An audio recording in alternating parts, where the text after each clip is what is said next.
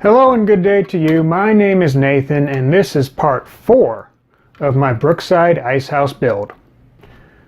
So in the last video I finished up painting the outside walls of the ice house and distressed the walls with a wire brush. This wire brush right here worked out well. Loved it. It was great. After the video I decided to add some details that I felt would need to be put into the building before it was put together. And 3 of those details were the bay doors that go on the loading dock and the upper deck dock of the ice house. Now if you recall, I had to use a spare piece of clapboard that came with the kit and build out and cut out these doors myself. And I think I did a pretty good job. Not only did I cut out the door, but I did some trim as well. Probably can't get a good view of that there, but I'll get a better view later. And did that on 3 of the walls. So those are all ready to go. All in all, it took me about 2 hours of work to complete all 3. Now a couple things I want to do in this video. First of all, I want to put together the building, but before I put together the building, there's some detail parts I want to paint. Now I want to show you something that I guess stumbled upon myself when it comes to painting these sorts of parts. Since I didn't really have time to go prime or anything like that, these are just basic plastic parts, 3 doors and a window, and I'm going to paint it with just basic acrylic paint.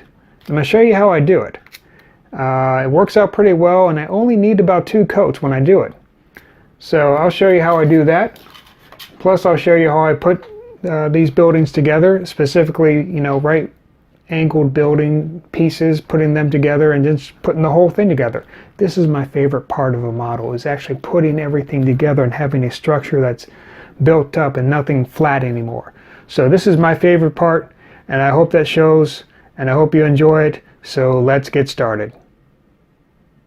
Okay, so what I'm going to do now is show you what I do to paint plastic parts that I don't really want to take the time to prime because I'm lazy. Lethargy is the mother of necessity or something like that. I don't know what I meant to say, but nevertheless, this is how I like to paint without having to deal with primer, and at most I'll probably only need 2 coats like I said before. So you take your plastic parts, lay them out somewhere. I have these on a spare scrap of styrofoam taped down with masking tape. I've already cut off most of the excess flashing from the mold on these plastic parts, and now they're ready for paint. So what I like to do, I like to take a cheap brush that I don't mind parting with at some point. This one came out of a $4 bag from Walmart or something like that. And just take it, load it with some paint, and dab it on.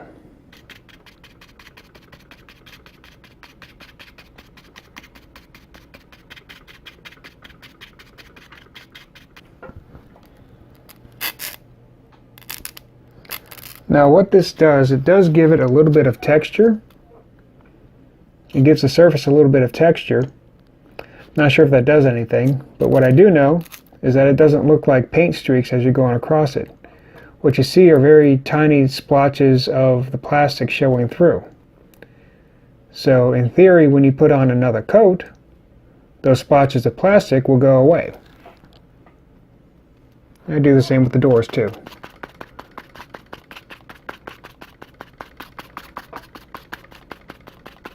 Being sure to get the edges as well, or getting around the edges. I was going to try this with a sponge, but I haven't done that before, so I didn't want to screw it up. I know brushes work. If you notice something, I haven't had to go back to the paint multiple times on each piece. I just dip it and load it up and just kind of dab it on. Now you might see some bubbles that formulate. Just keep dabbing until you're satisfied with that the bubbles are gone. I might have could have used some a little less paint I feel like I'm kind of wasting the paint here right now. But if this dries quick enough, I might be able to use that same splotch of paint, which it should. I'm not going to accelerate, I'm just going to let it air dry.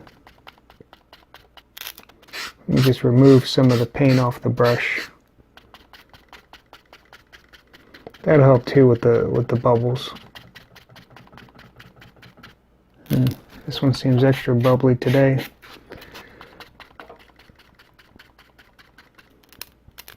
Okay. I'm going to let those dry. Okay, now I've let these dry for a little bit. I'm going to apply the second coat. And this should be all I need to do. Don't need that much for the window.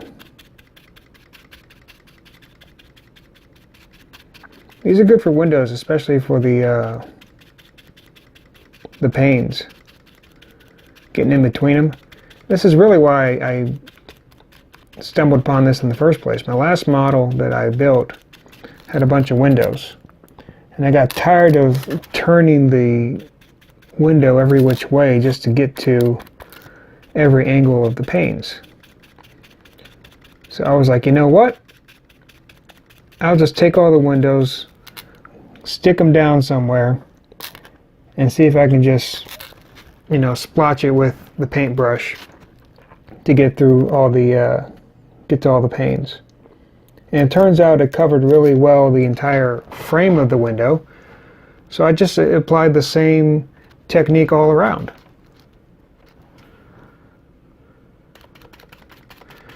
You don't need as much paint this time around because you already have enough coverage. You're just using this coat to cover up all the spots of plastic that are still sticking out. And that's the thing with these cheap brushes. You get the hairs in there too. Gotta get that out. Use a cheap brush, but don't go too cheap. Maybe use a good brush that's gone old, so that you don't have those bristles that pop out and get stuck in the paint. If that happens, you have a door that's going to be on the back as opposed to the front. That's how I fix it. But this model does not have any back doors. They're all forward facing.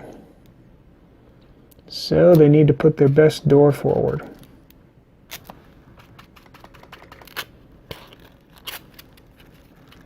All right. This is as good as done. I have my painted parts without primer, using 2 coats, no plastic showing through. I'm going to let these dry. I'll attach them to the walls they need to be attached to, and then we can get started on building the structure.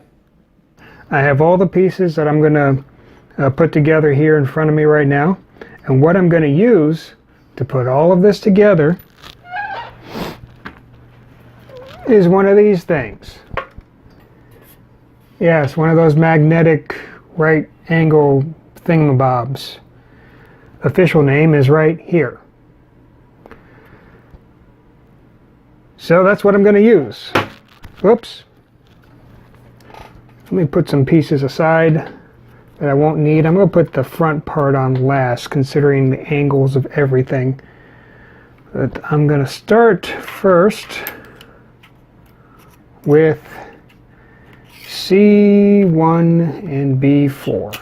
Now C1 and B4 go together like this. Easy enough. I'll probably be using every right angle in this little display here. So to make sure I get this right, I need to leave a gap. And I need to leave a gap that exposes the edge of the clapboard and the entire face of the clapboard, or the entire edge of the clapboard, while covering the bracing at the same time. That way, within this groove, I can put the already painted strip wood here to make the corner. So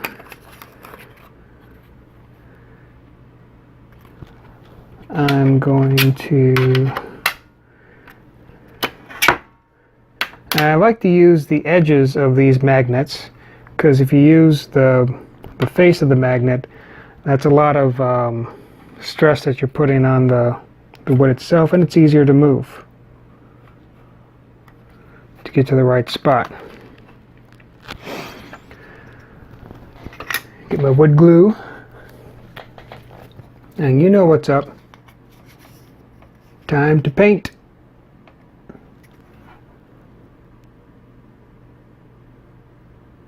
Some people like to sand off the paint on the parts that they glue. They suggest you do that. I don't, because it's too much time. And then bring that in, slide it over to the right spot, press it, and clamp it. There. So now I have that clamped in place.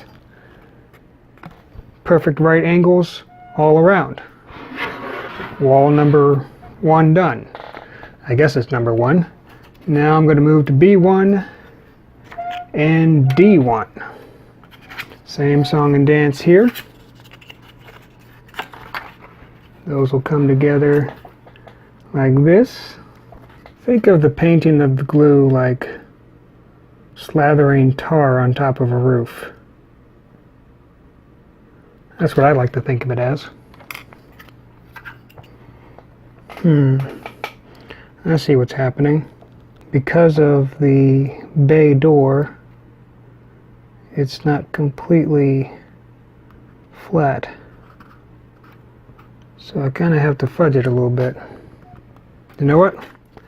I have another tool for this job. Set this to the side. The right way clamps, yes. These were my tried and true method of gluing walls together for so long.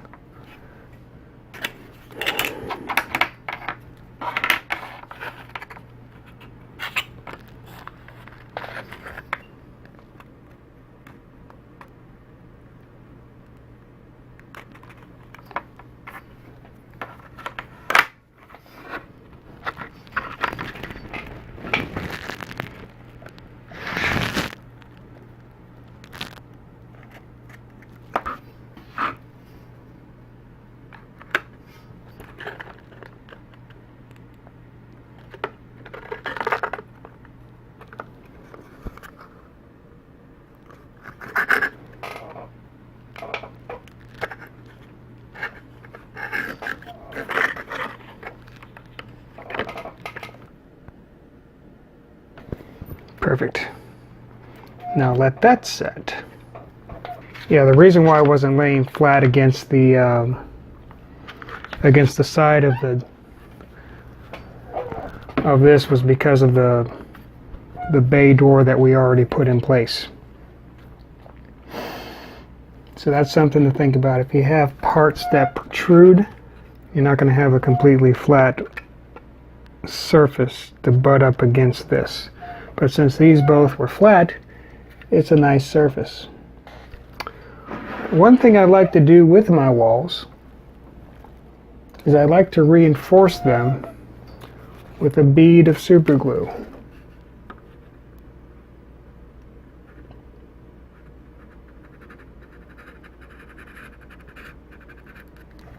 So that makes it a little stronger. It makes me feel a little better about having these walls together. Perfect. Now this wall here is actually going to butt up against this wall here. I had to cut out these pre-glued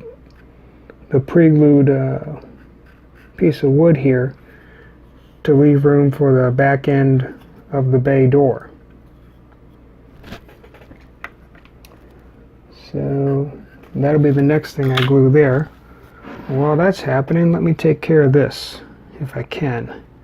Because again, I already put the pieces that I painted earlier onto the face of this. So it's not going to be a flat surface for me to glue against. Which isn't too big of a problem. Wouldn't be too big of a problem if it wasn't for, you know, this requiring a flat surface. So I think I'll need to get these right way clamps for that job. So that's as good as together now. Time to reinforce.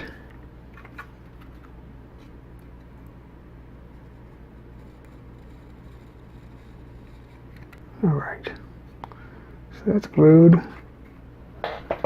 It's still a right angle. And I'm still happy. Because I'm not quite ready for that end to be glued, but I can glue this end, which are both flat sides. So I'll use that, I'll do that.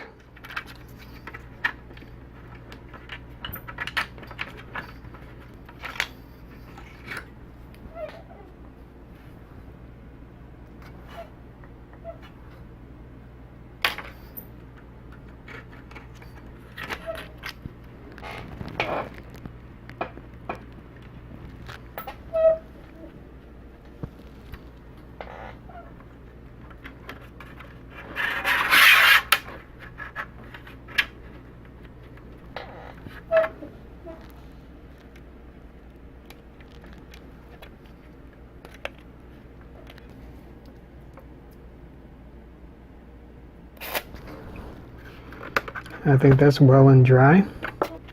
No, but I'll glue this on. And I'll use the right way clamps because I think that's pretty much what I have to use now. I have all the flat surfaces glued together, so I can't really use this anymore. Alright, so now time to glue this.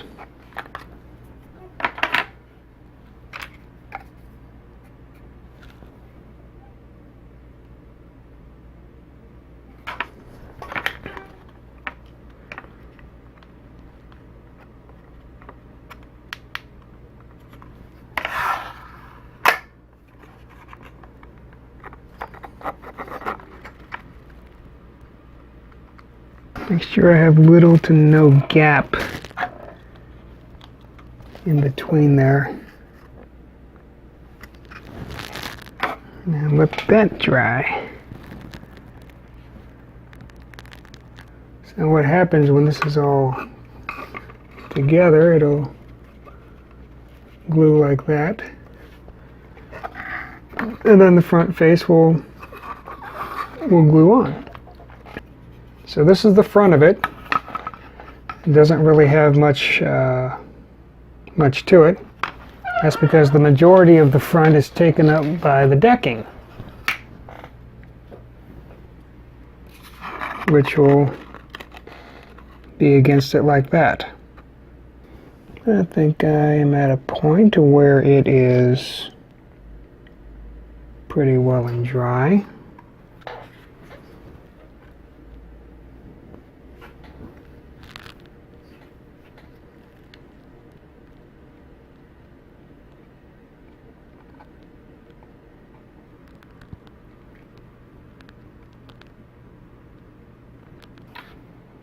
So now, I'll put the front on.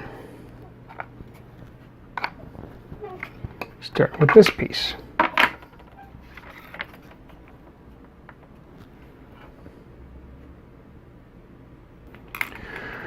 All right. Okay. All right. Okay. All right.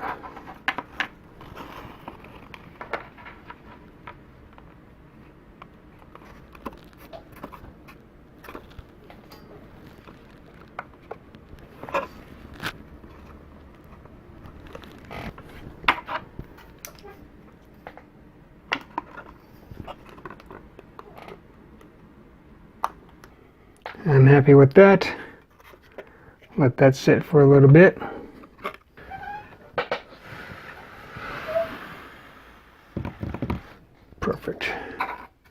So then the final piece will just kind of butt up here and looks like there.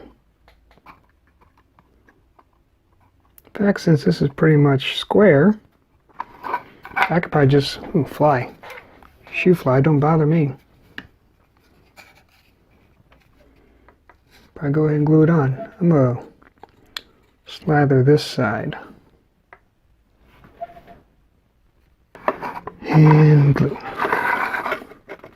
More concerned about this edge here, because the other one can be hidden. But it's probably equally important that I make sure this is square too. Use the deck that's supposed to go here to square that up.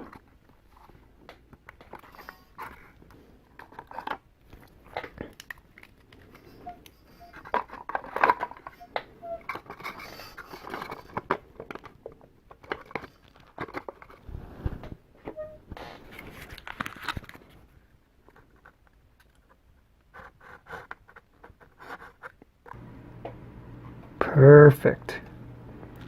It's a structure.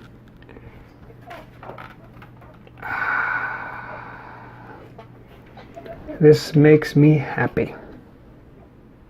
And the skies aren't even gray. So I can't be sad about that. Double check that. Yes, perfect.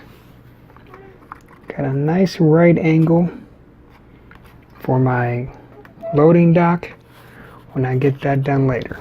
Okay, so now what I'm going to do, like I said before, I have these pre-painted parts for the trim. What I'm going to do is I'm going to glue them to the corner, take a straight razor, shave it off at the pitch of the roof, and then I have my trim. Okay, so I'm just going to start from there.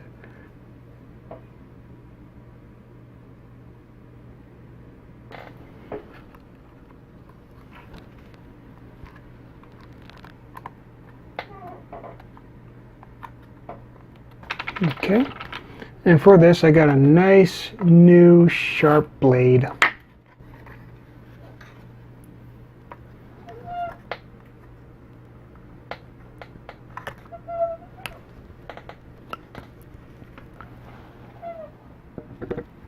Angle looks good. That didn't sound good, so it snapped. Confusing. I heard a crack. I don't see a crack. Therefore, I guess there wasn't a crack. Alright. More trim.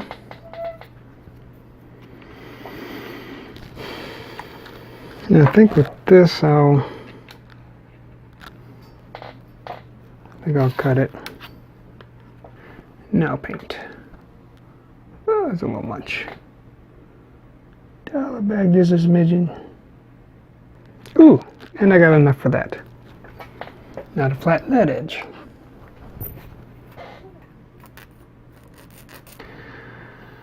All right.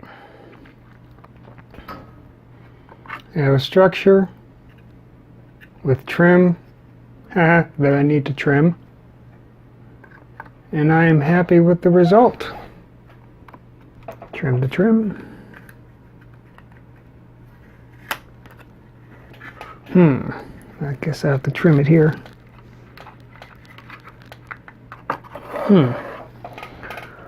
Wonder why that's not flush. It's sticking up. So you got the trim and the angle pitched downward, but this is above the bottom of the pitch. But this stuff is easy to remove. Just go along the scribe mark. There we go.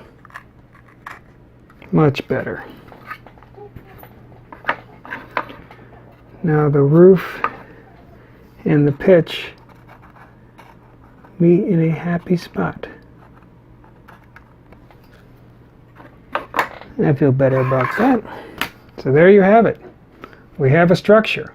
I'll finish this a little later, but I'm really happy with what I have here, and I'm looking forward to getting some more work done on this. So that's all the time that I have for this time today. Be sure to like, subscribe, comment, do all that good stuff, and I'll see you next time.